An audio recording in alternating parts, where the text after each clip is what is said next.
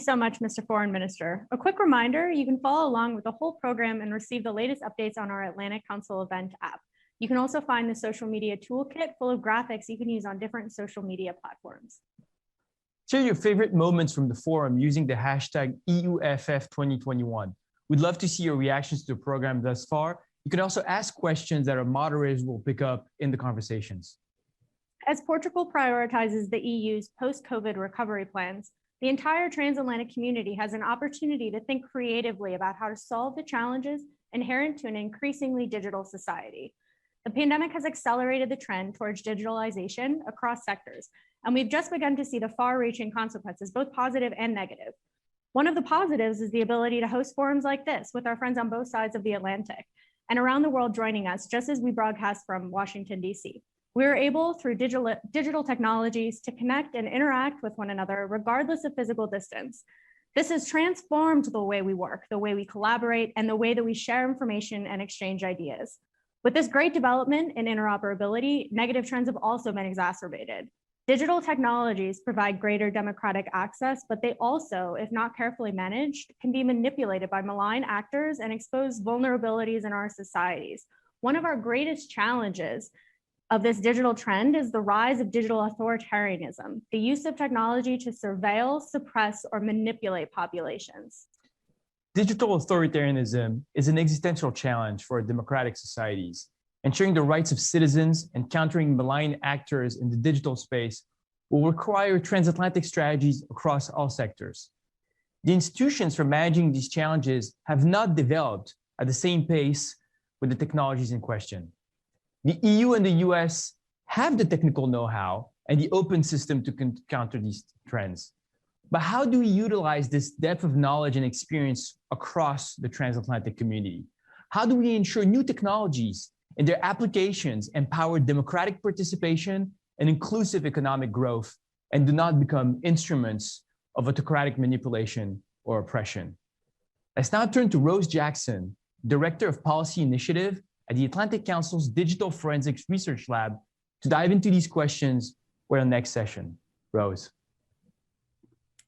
Thank you so much. Hello, everyone. As mentioned, my name is Rose Jackson. I'm the director of a policy initiative on tech and democracy at the Atlantic Council's Digital Forensic Research Lab.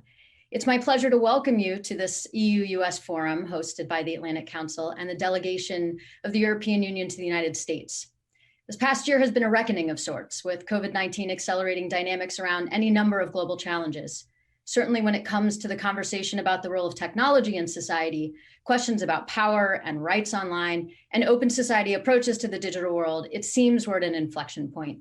For today's timely conversation, we're joined by three exceptional panelists who will discuss how the US and EU can leverage the transatlantic relationship to counter digital authoritarianism around the world.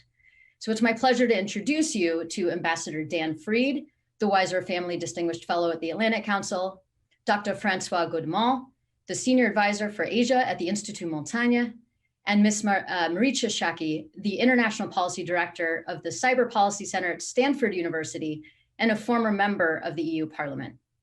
Before we kick it off, I welcome those of you watching today to join the conversation and submit your questions through the Atlantic Council event app.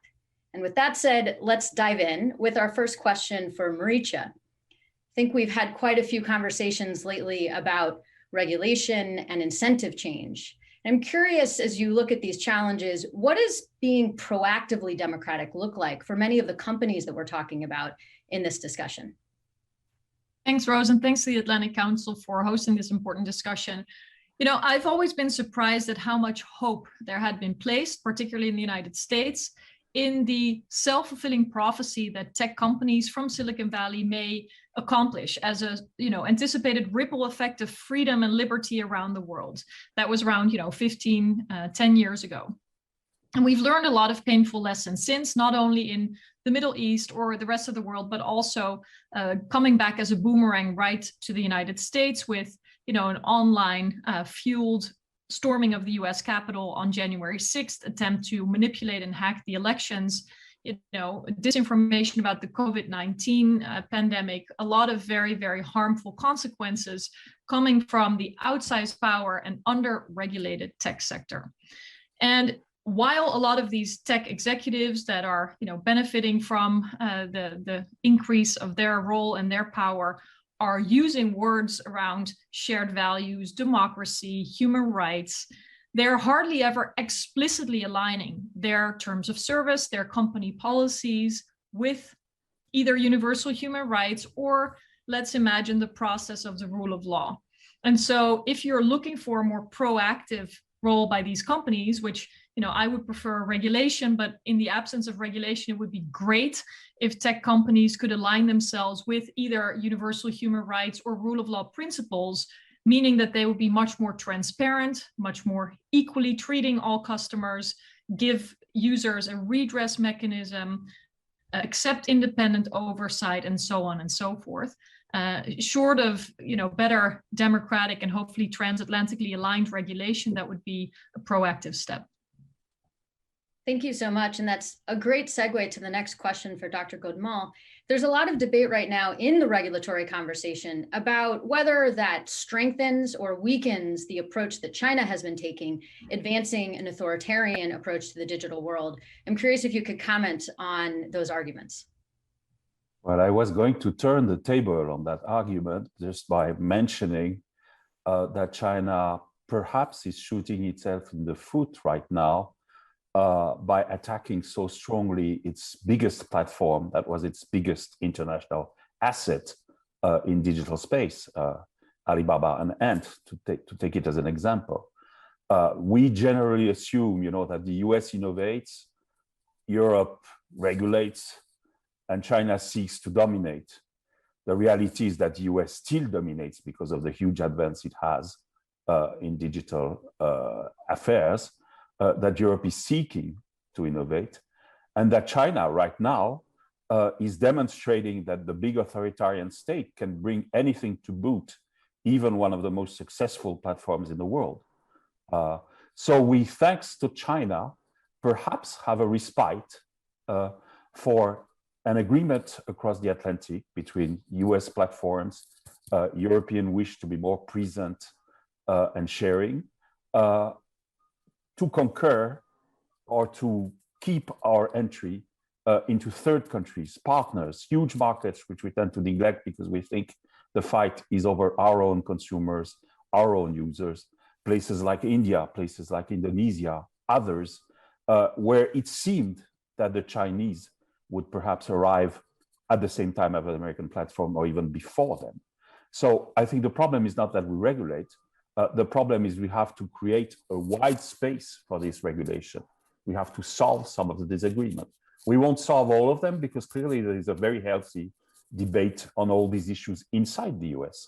And you just need to look at the controversies in Europe around the proposed Digital Services Act and others to see that there is no explicit agreement among Europeans. So let's make it a transatlantic debate and make the compromises where we should to make sure that we don't isolate ourselves from the rest of the world. Thank you. And certainly in those conversations about what a common approach may look like, at the core, we're talking about values and human rights and the transferring of universal human rights into a digital world. Ambassador Fried, I was wondering if you could speak a bit about what you think is missing and how we're looking at the digital space in the context of global norms and universal rights. Norms and rights is a good place to begin. I'm with Marietje in this. I think that the giant tech companies we're going to need a regulatory framework to get them to institutionalize the rights that they sort of say they respect when they're doing press releases. I'm not talking about content control. I'm not talking about making some agency in the United States government or the European Commission the arbiter of truth. But that's a false issue. That's a red herring. Regulation can provide transparency, common standards, less obfuscation, and more integrity online, by which I mean that an actor who pretends to be Billy Bob from Boise ought to be Billy Bob from Boise and not somebody working in the Internet Research Agency in St. Petersburg. Issues of autonomy and integrity and transparency ought to be regulated. And the EU is actually taking steps in this direction. They've been moving slowly, and the new Digital Services Act is going to provide a framework. They're way ahead of the United States in this regard. However, I'm happy to say that the United States is caught up in another aspect of how to deal with the disinformation challenge, which is to actively expose it. And at the same time, lean on the social media companies to do something about it, lest they be subject to unfavorable publicity. And by the way, just to get all geeky and bureaucratic, the State Department's Global Engagement Center has had a very slow start. But let us say that they are liberated by the change in administration, and now they are free to start doing the right thing. So to unpack the problem, we need both defense against foreign origin disinformation, a framework to help us deal with domestic-based organic disinformation, and that does involve getting into the algorithms and making it more difficult to incentivize social media platforms' sensationalist model. But let's not forget offense. This is about digital authoritarianism, right? Well, we see the Chinese and the Russians trying to impose authoritarian models in a digital age. There's a lot we can do about this. We can help what's left of the free Russian media, which is now almost exclusively, not entirely, but more and more online. There's a lot we can do with what Alina Polyakova and I have called democratic offense. So there's a rich menu of options consistent with our democratic values. Some of it is regulation. Some of it is an update of stuff we used to do decades ago. And let's not be afraid of exploring that space, okay? It's the social media companies are not the enemy, but they are, let us say, their culture is of the Silicon Valley profit maximization. And that's not the world the rest of us live in. They thought they were entering and bringing into light a post-national paradise for the 21st century. Yeah, well, it may look like a post-national paradise for you, but to Vladimir Putin, it looks like targets of opportunity and you look like suckers. And there's a way to get around this, consistent with our values. So as you bring up an important point that I was wondering if Dr. Godement, you might want to comment on, which is very different visions for the governing of the internet and what it means for the digital world to exist. On the one hand, a unified, shared, and open space. On the other, sovereign domains in which authoritarian or centralized political control is possible. I note that in the EU, we're often hearing the words digital sovereignty used in a different context than perhaps intended by what has been pushed forward by the Chinese state. I'm curious if you can speak a bit to some of the differences in approach that you're seeing between the US and the EU that need to be brought together to have a stronger approach to a transatlantic, open and rights-respecting digital ecosystem. I don't want to address the tech or innovation aspect of the question because that's really a wider issue of competition. But to take up Ambassador Rose on Ambassador Fried on what he just said, as a European and as a user, I sympathize with his view. From morning to evening, we use American platforms and American digital tools. And when we use European tools, we often don't even know what they are. They are not even brand names, or they're startups, which we don't really know where they are. And yet, as somebody who wrote a study on digital privacy and GDPR and the protection of personal data, I find from morning to evening that if I go to the big company whose name starts with a G, or the other one whose name starts with an F, or one that starts with an A, the three most frequently used platforms in the world, I just cannot implement GDPR for myself. It's impossible. It's in practice a denial of use. So in that, I sympathize very much, and I think there's a golden opportunity with the new administration, would not repeat, by the way, some of the closed-knit relationships of the past, from the US perspective, to break with that. That is a huge effort that we need for the US. But as Europeans, we also need to recognize that we should not be hypercritical, that a European world where the US platforms or a number of extraordinary innovative tools have been invented would be absent, would be an underdeveloped world. So we have to choose. And that's where I think I admire the European top-down regulatory approach. I think the Commission, which is so often maligned, has come up with rather extraordinary tools and thinking and consultations. This is so much more rational than the US process, which is, you know, haphazard, state per state, as somebody has mentioned in the beginning, and therefore very difficult for others to understand or to penetrate. This is very useful. But at some point, again, we have to find a point midway. I would say in very political and general terms, that the big companies have to understand that Europe cannot be colonized wholly. Colonization brings reactions, as you know. So there are very important economic issues such as digital taxation. There are very big coming issues such as how much can you buy startups in order, you know, to swallow innovation from others. And I think that's a much more difficult area than in the national security field, the one which prevented the privacy shield from being implemented, for example, at present, or it will be implemented piece by piece with companies taking the responsibility, which is not a very good situation. We also need some sort of compromise. The debate over national security, of course, exists in Europe between states and the Commission. The France, for example, usually takes a more favorable stand to national security goals than some other member states that I can think of. So it's not unique to the US. This is perhaps with this administration that we can find compromises.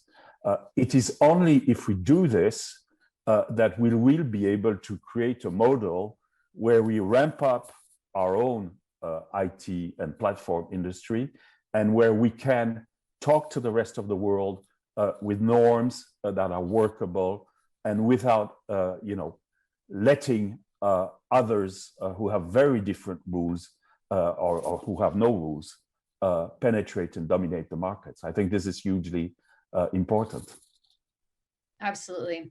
I'm going to turn the conversation just slightly and note that this morning there was some very big news that some of you may be paying close attention to, in a decision coming down from what is referred to as the Oversight Board about Facebook's choice to remove Donald Trump from the platform in the aftermath of the January 6th uprising and attempted insurrection. Marietje, I was wondering if you could speak a bit to this, because it really sits at the center of something we've all been hinting at, which is there's a tendency in a conversation about digital authoritarianism to focus on China, on Russia, and outside actors, while internally, many of us struggle in our own countries to address anti-democratic forces and figure out the balance between how our platforms, our government, our civil society all try and protect democratic spaces internally as much as we do externally. I was wondering if you could comment on that and what you think today's decision means for the long-term viability and balance between the power of these companies and the digital sphere that we are living our lives in, politically and otherwise. Mm-hmm. Well, you're exactly right to point to this tension that has been very clear, I think, in the US response to the 2016 attempts to manipulate the elections, which was to use policy tools that we knew to look at foreign interference, because those policy tools were more pronounced, and to sort of, take the binoculars, look to Russia and see what else was coming from outside of the US border in undermining democracy. Very important topic. I want to stress, but it was not, let's say, the risk-based approach where there was an open view to where threats to democracy might come from, including domestically, which of course is much harder to address with current regulations in place than to go after foreign interference.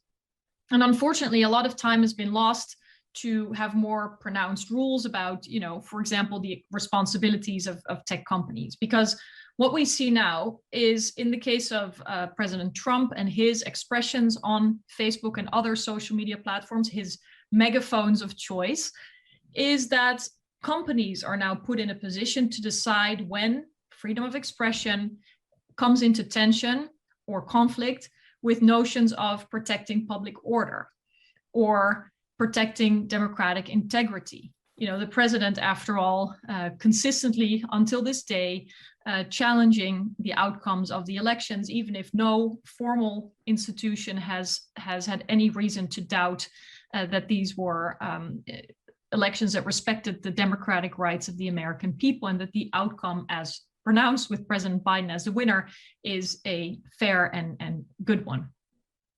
And so a lot of public policy decisions are now made by advertising companies. And I think this as such, even if you might be happy or unhappy with the outcomes, but the process as such erodes democracy. We should not have privatized governance of so many of our information architectures, the spaces where public debates take place. And so there's increasing tension, not only between manipulation of the electoral process from outside of the US and inside of the US, but also an erosion of democracy because of the privatization of governance of everything digital, far beyond just big tech, but big tech is a very visible phenomenon here. And so today's ruling, I guess, only underlines that threat, which is really that Facebook has now decided that oversight should not come from Washington or along international norms, but that they're better off appointing their own oversight board, which in turn has, you know, very few cases it can actually talk about. And so we drift further and further away from a systematic solution with actual independent oversight, even if the stakes are so high. Thank you for that. And as we come to a close, I'm conscious of our clock here. A quick lightning round for each of you in an attempt on a tough subject to hit a optimistic note. For each of you, what are you most optimistic about in the slew of proposals and recommendations and conversations we're seeing right now, seeking to tackle digital authoritarianism around the world? I will start with Dr. Godement. I think if I had to make a choice, I would pick the rise of antitrust action in the US against the biggest companies to sort of stop the horizontal spread of their wings, something for which they often claim, by the way, the existence of Chinese competition. But as we speak, the Chinese are cutting down the legs of their own giants for their own political reasons. And in Europe, a very forward-looking movement on that. Part of the solution to the problems we have raised is how data is used, how it can be transferred, and why hordes of data by one company should be avoided in many cases. Thank you. I think that's hugely important. Ambassador Fried. Democratic societies are slow and usually blow it the first time out. Just about everything, but they catch up. They do well. Advances in media since the invention of the printing press have ushered in initial periods of chaos and exploitation, where it looks like all hell had been unleashed. Then norms gradually develop and democracies manage to adjust. It just takes us a while. I think we are making progress in that adjustment period. I think we will end up in a good place. I think it is wrong to sell democracy short and to put our faith in authoritarian models as the future. Been there, done that. We don't have to do that. We need to have faith in ourselves, and I think we'll get there. Thank you. And Marietje. Well, very briefly, I'll just come back to why we're all here. I think there's a lot of hope and inspiration and momentum in the fact that the transatlantic relation is a constructive one again. Let's use this momentum well and work together, particularly on tech governance. The pressure is enormous, and I hope that will allow both sides to overcome some of their differences. It will be urgently needed if democracy is to prevail. Thank you three so much for your time and expertise and what I think was a very interesting conversation in the span of 20 quick minutes that we may have gone shortly over. I will pass this back to the forum for a continued expert panel just after this. So please stay tuned if you're watching online, and thank you for joining.